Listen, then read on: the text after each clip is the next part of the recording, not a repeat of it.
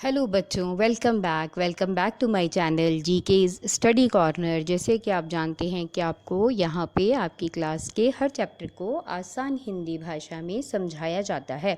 तो आज हम करेंगे क्लास 7 का साइंस का chapter number 6 physical and chemical changes. तो चलिए जल्दी से अपनी चैप्टर रीडिंग स्टार्ट करते हैं। Every day you come across many changes in your surroundings, मतलब हर रोज़ आप अपने आसपास बहुत से बदलाव देखते हैं।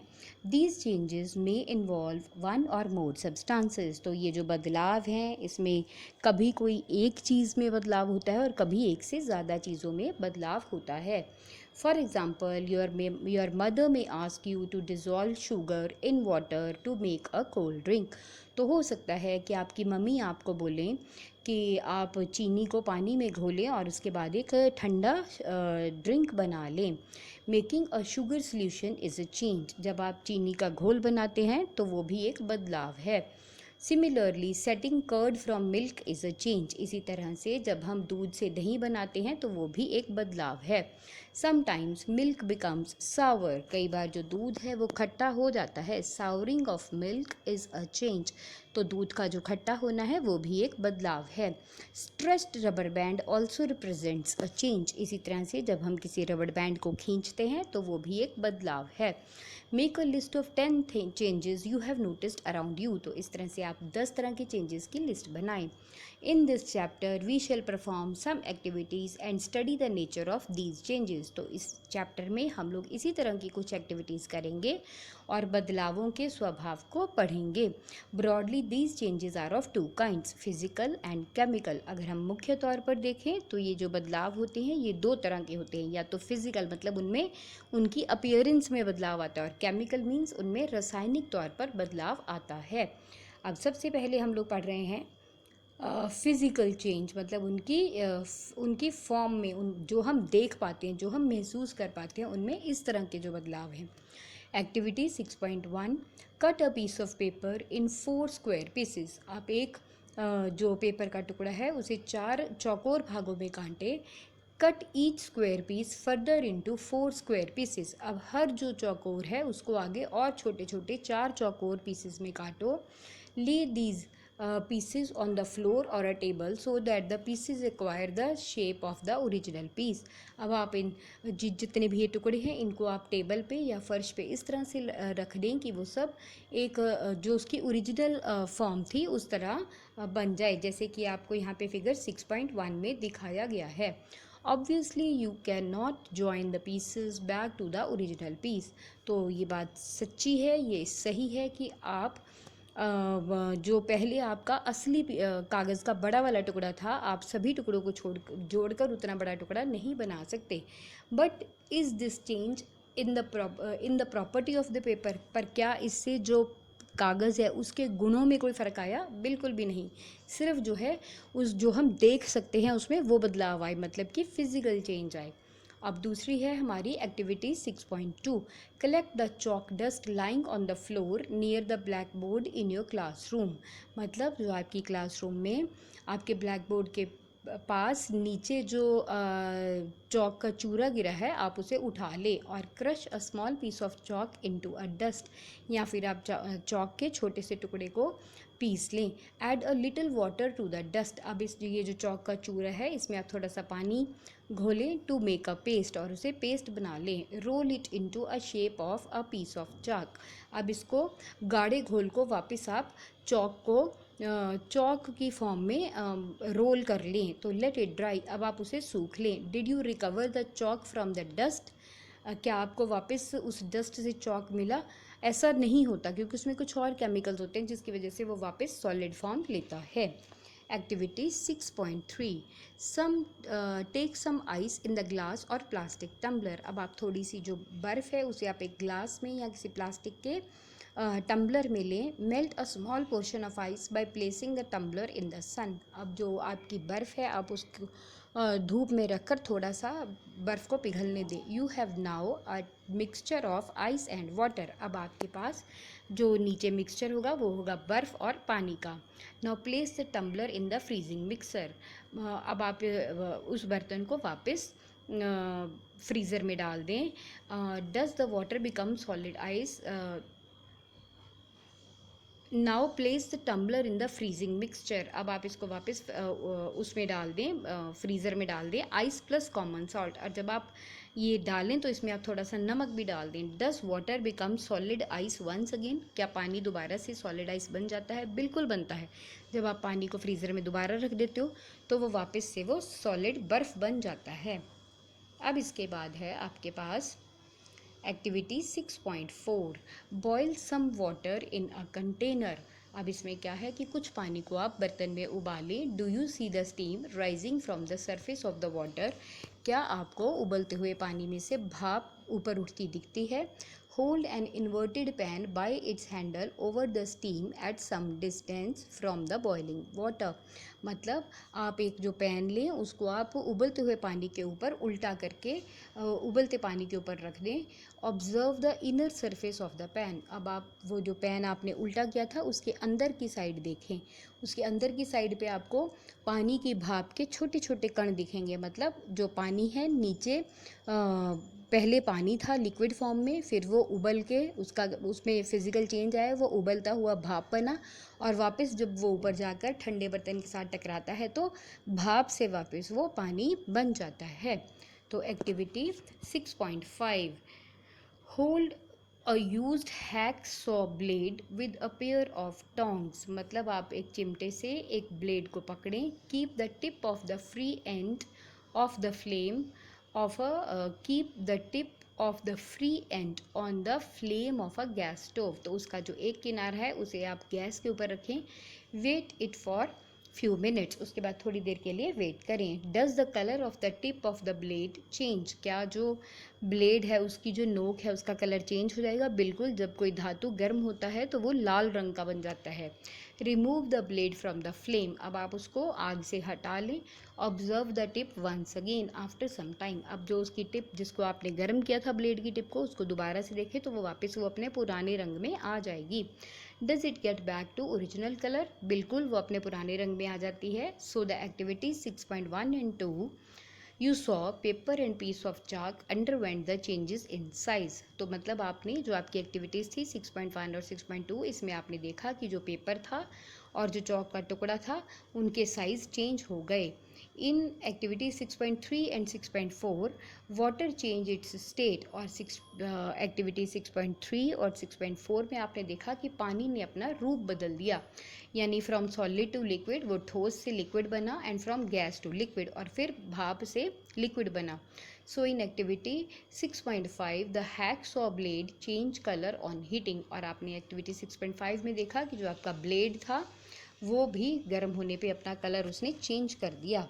So, the properties such as shape, size, color and state of substance are called its physical properties। मतलब ऐसे गुण जैसे कि किसी शेप में चेंज आना, उसके साइज़ में चेंज आना, या उसके रंग का बदलना, या फिर उसकी स्टेट बदल जाना, मतलब वो भाप से लिक्विड बन जाना, तो इस तरह जब चेंजेस आते हैं तो इनको हम बोलते हैं physical properties. A change in which substance undergoes a change in its physical properties is called a physical change। मतलब जब भी किसी पदार्थ के फिजिकल जो प्रॉपर्टीज़ होती हैं, फिजिकल गुणों में जब कोई बदलाव आता है तो हम उसे फिजिकल चेंज कहते हैं। A physical change is generally reversible. जो फिजिकल चेंज होता है अक्सर उसे वापस बदला जा सकता है।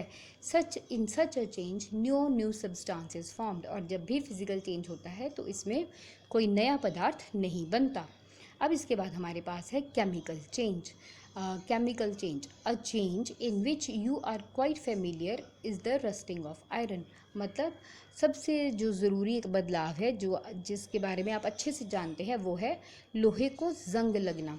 If you leave a piece of iron in the open for some time it acquires a film of brownish substance. मतलब जब अगर आप लोहे के टुकड़े को खुले स्थान पर कुछ समय के लिए छोड़ दोगे, कुछ दिनों के लिए छोड़ दोगे, तो उसके ऊपर एक भूरे रंग की परत चढ़ जाती है। This substance is called rust. तो इसको हम जंग कहते हैं। And the process is called rusting. और इस प्रक्रिया को जंग लगना कहते हैं।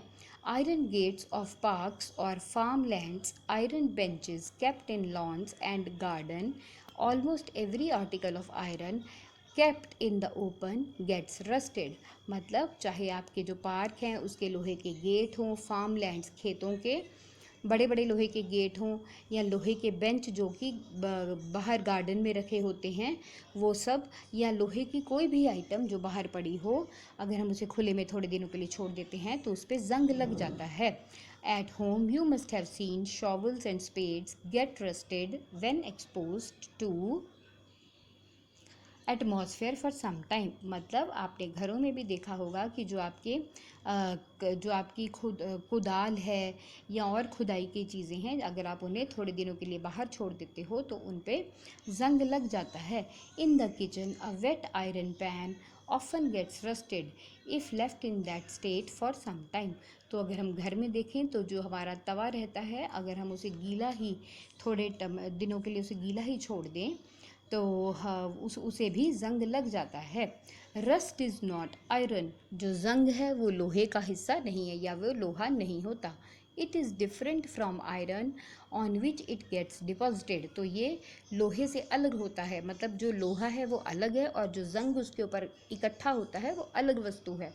Let us consider a few more changes where new substances are formed। तो चलिए अब हम कुछ और देखते हैं बदलाव या चेंजेस जिनमें नई चीज़ें बनती हैं। अब ये देखिए, आपको यहाँ पे है एक्टिविटी 6.6, ये आपकी मैम ही कर आपको बताएंगी। It is dangerous to look long at the burning magnesium ribbon. तो यहाँ पे उन्होंने आपको एक बचने की बात कही है, एक ध्यान देने की बात है कि जो जलता हुआ मैग्नीशियम का रिबन है उसे लंबा समय देखना आपके लिए नुकसानदायक होता है। The teacher should advise children not to stare at the burning ribbon. तो यहाँ पे जो टीचर हैं, जो मैम हैं, उन्हें ये सलाह देनी चाहिए कि बच्चे जो हैं वो मैग्नीशियम के जलते हुए रिबन को लंबे समय तक नहीं देखेंगे। Get a small piece of thin strip or ribbon of magnesium. मतलब आप थोड़ा सा मैग्नीशियम का जो रिबन है उसका टुकड़ा लें। Clean its tip with the sand paper, उसका जो एक किनारा है उसे सैंड पेपर से अच्छे से रगड़ दो। Bring the tip near the candle flame. अब ये जो रगड़ा हुआ किनारा है इसको मोमबत्ती की जो ऊपर उसके मोमबत्ती की आग है उसके ऊपर लेकर आएं। It Burns with the brilliant white light. तो ये जब जलता है तो बहुत चमकदार सफ़ेद बिजली छोड़ देता है। When it is completely burned it leaves behind a powdery ash. और जब ये पूरी तरह से जल जाता है तो इसके बाद पाउडर की फॉर्म में राख बचती है। Does the ash look like the magnesium ribbon. क्या वो जो राख है वो मैग्नीशियम के रिबन की तरह दिखती है। The change can be represented by the following equation. तो जो इसमें चेंज आता है वो इस इक्वेशन से बताया जा सकता है। Magnesium plus oxygen is equal to magnesium oxide. मतलब जब मैग्नीशियम जो है वो ऑक्सीजन की प्रेजेंस में जलता है तो वो मैग्नीशियम ऑक्साइड बनाता है। The equations here are different from those in mathematics. तो यहाँ पे जब आप जो इक्वेशंस करते हैं आपकी इन क्लासेस में साइंस में, वो मैथ्स के इक्वेशन से डिफरेंस है। Here in equations of this kind the arrow implies becomes। तो यहाँ पे arrow का मतलब है becomes। no attempt should be made to balance the chemical equation at this stage। अब देखिए, आपने यहाँ पे देखा था कि उसमें ऐश बन गई है। अब आगे पढ़ते हैं। Collect the ash and mix it with a small amount of water. मतलब आप जो राख है उसे आप इकट्ठी करें और उसे थोड़े से पानी में मिक्स करें। Stir the mixture well. अब इसको आप अच्छे से मिला लें। Test the mixture with blue and red litmus paper. अब आप इसको ब्लू और रेड लिटमस पेपर से चेक करो। Does the mixture turn red litmus paper blue. क्या जो मिक्सचर है इसकी वजह से जो लाल लिटमस पेपर था वो ब्लू हुआ। Does the mixture turn blue litmus paper red. या फिर जो मिक्सचर था इसकी वजह से जो ब्लू लिटमस पेपर था क्या वो रेड हुआ। On the basis of this test how do you classify the solution. अब जो सोल्यूशन बना वो क्या है, वो एसिडिक है या बेसिक है। On dissolving the ash in water it forms a new substance. जब हम इस राख को पानी में घोलते हैं तो वो एक नई चीज़ बनाती है। This change can be return in the form of following equation. तो यहाँ पे जो ये चेंज है वो आपका इस इक्वेशन के रूप में आ जाएगा। Magnesium oxide plus water is equal becomes magnesium becomes magnesium hydroxide. तो यहाँ पे जो मैग्नीशियम ऑक्साइड है, जब आप उसमें पानी ऐड करोगे तो वो मैग्नीशियम हाइड्रोक्साइड बन जाएगा। As you have already learned in the chapter 5, magnesium hydroxide is a base. तो जैसा कि आपने चैप्टर 5 में पढ़ा है कि जो मैग्नीशियम हाइड्रोक्साइड है वो बेस है। So magnesium oxide is a new substance formed on burning of magnesium. तो जब मैग्नीशियम जला यहाँ पे तो उसने एक नया सब्सटेंस, नई चीज़ बनाई, वो थी magnesium oxide. Magnesium hydroxide is another new substance formed by mixing magnesium oxide with water। और मैग्नीशियम हाइड्रोक्साइड जो है वो एक नया सब्सटेंस बना जब आपने मैग्नीशियम ऑक्साइड को पानी के साथ ऐड किया।